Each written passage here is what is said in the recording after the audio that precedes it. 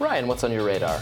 So yesterday I took a look at how Wisconsin Republicans are trying to eliminate the state's bipartisan election commission and give that power to the state legislature, which they have a lock on.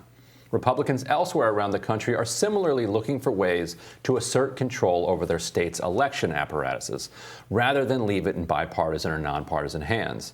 In Wisconsin, they're basing their push on the flimsiest of pretexts, which I explored Monday, but today I want to ask a bigger question, namely, why?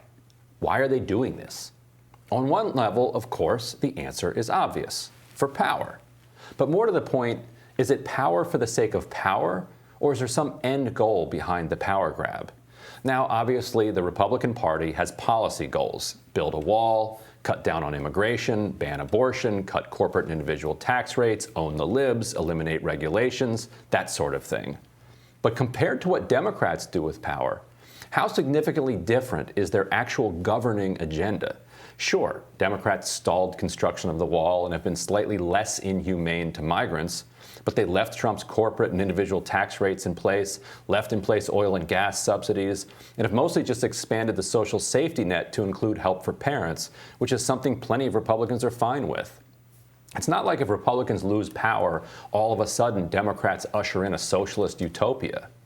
Our three-branch system of government, layered over the two-party system, existing alongside 50 state governments, is designed to make it hard to govern, a major reason there's so little change from party to party and administration to administration. The two-party system is designed to take really big issues and suppress them politically, giving voters no real way to weigh in. Last week, I talked about the evolution of the two parties over the years, and I'll link that radar in the notes below. This week, I want to look closer at how that system originated so we can understand how it was so effectively designed to squash genuine debate. To be clear, suppressing social movements whose goals are heavily opposed by an entrenched interest was the original purpose of the two-party system when Martin Van Buren, a New York machine boss, dreamed it up. Van Buren realized that anti-slavery sentiment was on the march and was a threat to the Democratic Party's base of power in the South. So he came to the Southern planter class with a proposal. He would organize a party in the North that would include anti-slavery voters, but would nevertheless back the slaveholders in Congress when it came to the issue of slavery. And together, they'd be able to build a durable white populist majority. That could work because the Whigs had both a Northern and Southern wing, and the Southern wing was pro-slavery while the Northern wing included the full spectrum of opinion on slavery. Van Buren argued that if the Southern Democrats didn't align with some Northern Democrats, even some anti-slavery ones, the anti-slavery forces would all come together as one movement and topple them.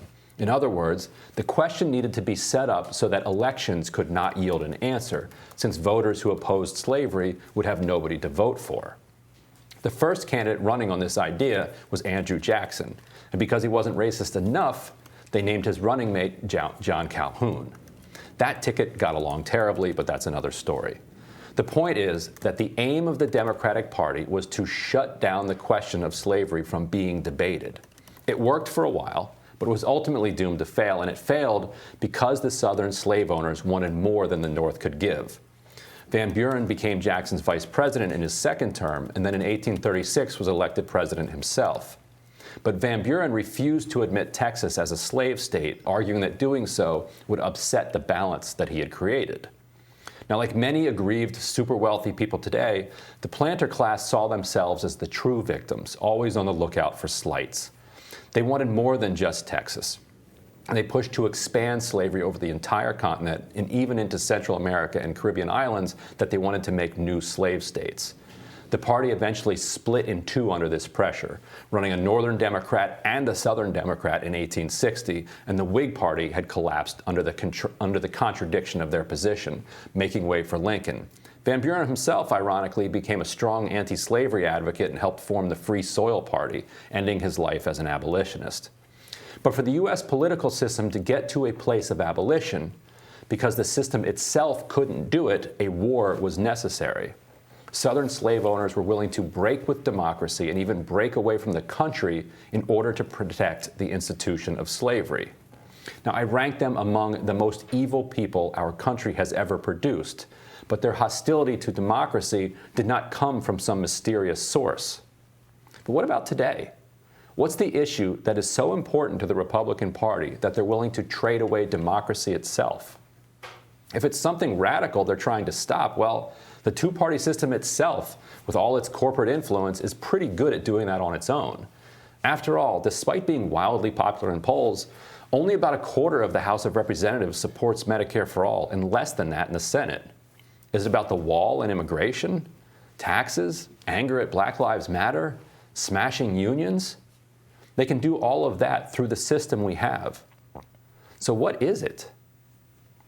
So what do you think it is that is driving this intense hostility toward elections? Is it just a hangover from Trump and there's nothing really substantive underneath it? Or is there some policy objective that is so intense that they can't risk it with a bipartisan election commission?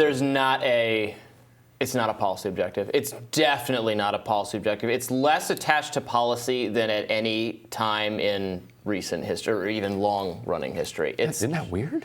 It is a little weird. I think the all-consuming nature, politics demands our constant attention. Mm-hmm. The stakes seem very high.